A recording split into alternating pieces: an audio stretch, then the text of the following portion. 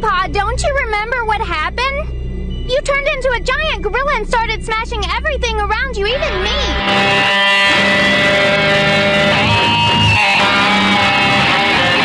Hey, long time no see, but these things take a while, you know. Today we're going to be going over the most accurate Goku scale using the definitive tiering system. I'll be going over attack potency and speed, while my fellow comrades Drip Sauce and Middle Track explain the main portion of Dragon Ball's cosmology so you can understand where they scale to because of it.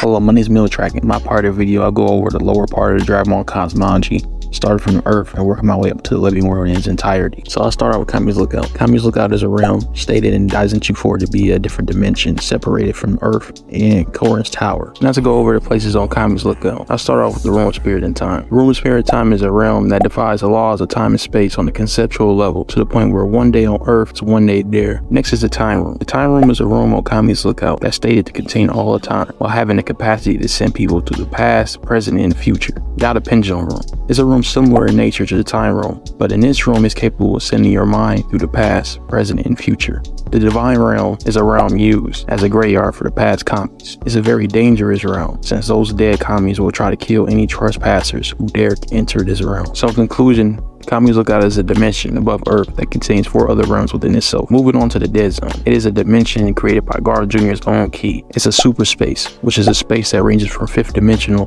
to infinite dimensional. It consumes all that's in its path on a physical and spiritual level. Side note, 2 other properties owned by Akira Toriyama, Dr. Slump and Neko Majin, are also canonical to Dragon Ball's cosmology and universe. And now moving on to the Demon Realm. It's stated to be a realm that's on the opposite side of the universe. It's a dimension created by evil Kais and evil sorcerers. It's a realm not bounded by science and outside of time and space itself, which will make this realm and the universe in its entirety complex multiversal bare minimum. Now moving on to the bigger universe, the living world. Limbo. Limbo is a realm between the living world and otherworld. It's a place that people are sent to when killed by demons. They cannot rest and are suffering constantly forever. And Sagiro space is another realm that's in between the otherworld and the living world. It's an interdimensional space where you have to play games to escape. And now this is where the living world scaling gets insane. So in Dragon Ball Super Broly, it was stated multiple times that the living world contains super dimensions.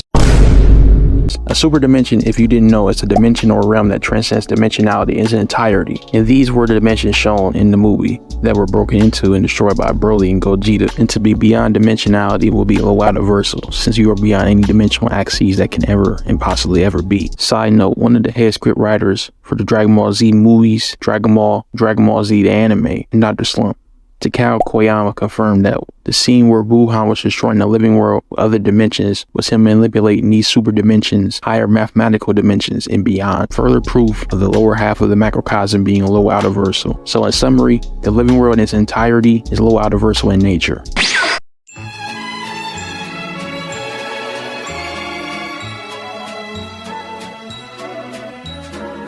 Hello guys, it's your boy Drip Sauce. Now that my friend Middle Track has explained everything about the living world, let's talk about the afterlife or the other world. It's a place that's been described as being separate from the living world, completely sealed off to the point that only beings with special techniques like instant transmission or Whis' staff can actually access it. Instant transmission being a very high level of teleportation learned from the Yardaradians, which is a special technique. From the afterlife to the living world, free movement is impossible. The afterlife is not a physical place. It's been described as non-corporeal, which literally means non-material or physical, which makes more sense following the fact that it is a spiritual place that people go when they die. It is where souls in Dragon Ball go to when they die. Dragon Ball takes many of its roots from Asian mythologies and Daoist concepts, and it deals with metaphysics and the likes, metaphysics itself being related to abstractions and concepts like time and space. The afterlife has been described in the RPG data book as a place that has its own separate universe and is disconnected from the living world on a metaphysical level, which implies that such separation functions on the conceptual level. The afterlife is also described in Daizenshuu 4 as superdimensional. Superdimensional within this context is referring to a place that transcends the concept of dimension, space, and time in its entirety. As to describe a dimension or any level of dimensions, the kanji representing the phrase Kojigen would be used. But in this case, the kanji for Shou Jigen is used, with Jigen literally meaning dimension or dimensions, and Shou meaning super, ultra, or beyond. And when you analyze the meaning of those words, they refer to things that are beyond any measure of the subject being described. So the afterlife is described as beyond or transcending any measure of dimensions possible, making it an outerversal place by default. For even more supporting evidence about its outerversal nature, the afterlife is consistently described as a place without time, and even once in a Dragon Ball Super Exciting Guide, described as a place without the concept of time.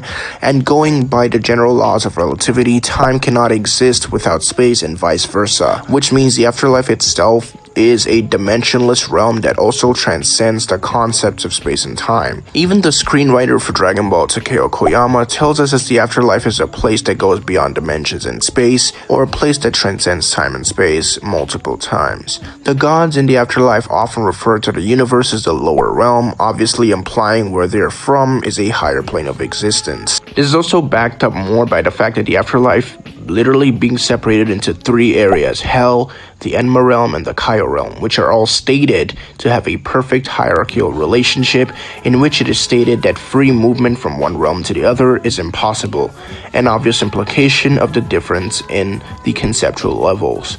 This ultimately makes the afterlife at least three conceptual layers into outerversal, going by the correct tiering system. There are some widespread misconceptions about the afterlife that people share, lots of things they misunderstand and try to use it as quote-unquote debunks for the afterlife. However, we do already have a 30-minute long video on my YouTube channel explaining why these arguments are just bad overall, and we shatter them.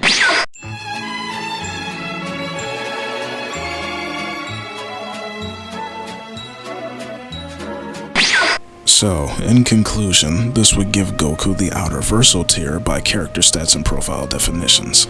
However, I know you're all dying to know how fast Goku actually is, so let's get into that. During Goku's battle with Hit, he manages to break through his time skip. Now, what does this mean exactly? Well, the time skip ability is literally the ability to jump into the future, stopping the time around everyone else's perspective.